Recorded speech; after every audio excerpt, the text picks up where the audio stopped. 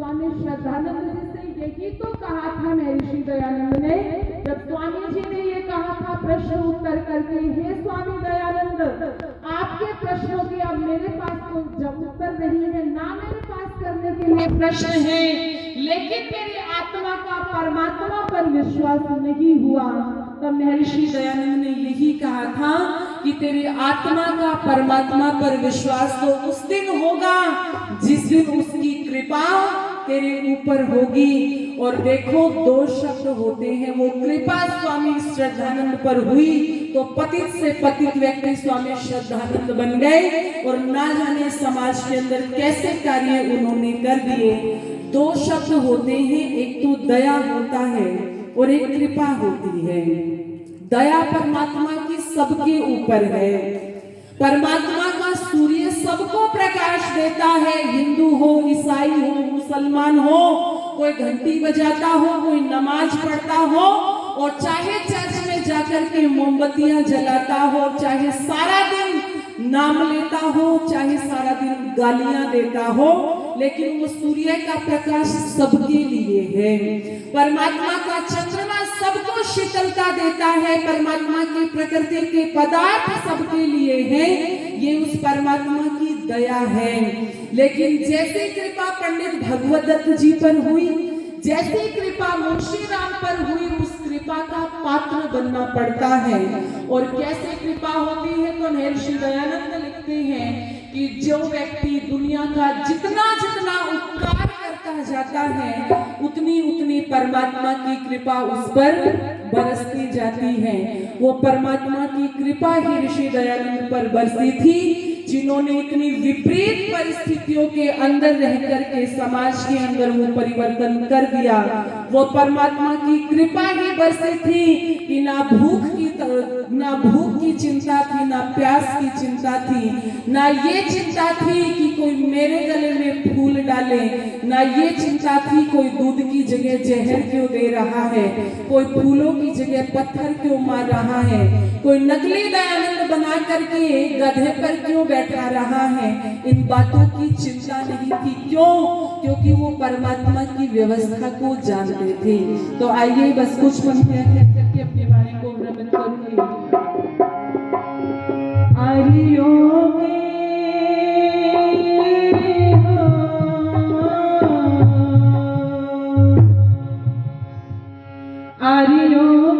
तुम हो प्राण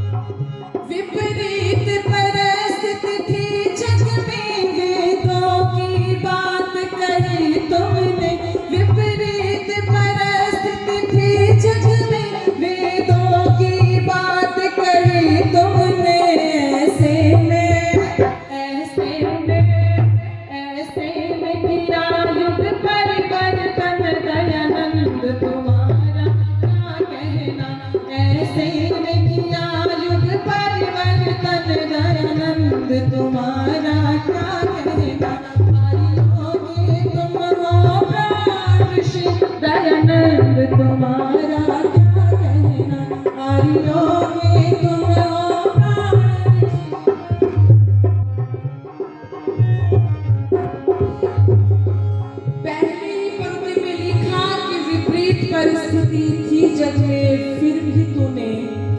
लोगों के दुख दर्द पद को समझा और सत्यार्थ प्रकाश के अंदर जब प्रश्न किया जाता है कि क्यों करें हम उस परमात्मा की भक्ति, क्यों करें उस परमात्मा की उपासना, तो महर्षि दयानंद स्वयं उत्तर देते हैं कि जो परमात्मा का भक्त होता है, उपासक होता है, उसके सामने हिमालय पर्वत के समान भी आपदा क्यों ना आ जाए, वो उसे राई के समान समझ करके पार कर जाता है। परमात्मा इतना आत्मबल बढ़ा देता है। और जो परमात्मा का उपासक भक्त नहीं होता, राई के समान भी समस्या आ जाए तो वो उसे पहाड़ जैसे लगती है। ये क्या उपकार कम है, ये क्या लाभ कम है। और इसका प्रत्यक्ष उदाहरण हमें ऋषि दयानंद के जीवन में देखने को मिलता है। इसलिए दूसरी पंक्ति में लिखा, ईंटें पत्थर खाए तुमने पर भेद नहीं लाए मन में, ईंटें पत्थर खाए तुमने पर भेद नहीं लाए मन में, ईंटें पत्थर खाए तुमने पर भेद नहीं लाए मन में। करुणा दे, करुणा दे, करुणा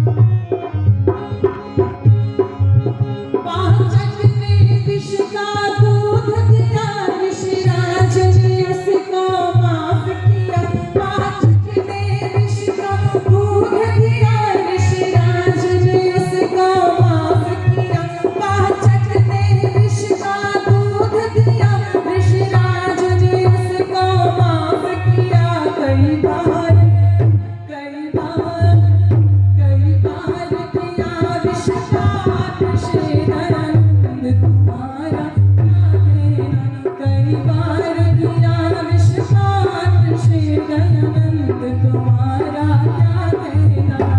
मेरी भक्ति का क्या कहना, प्रभु की शक्ति का क्या कहना।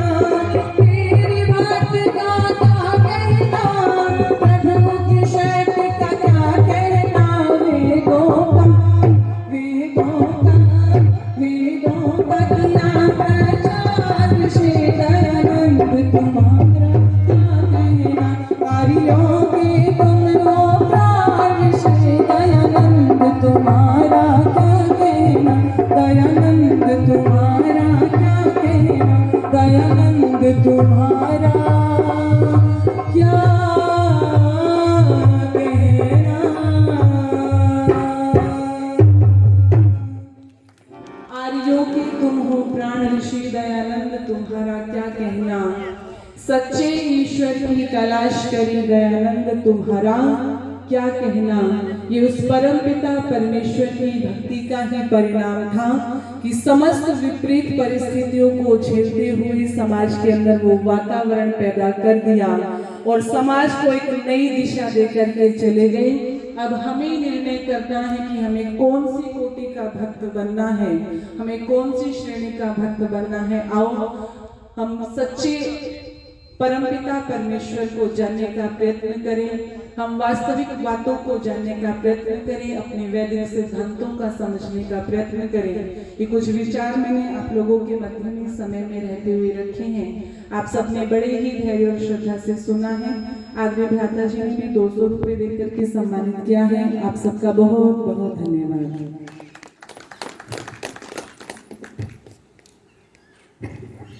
धन्यवाद बहन जी इतने अच्छे उद्बोधन के लिए। अब मैं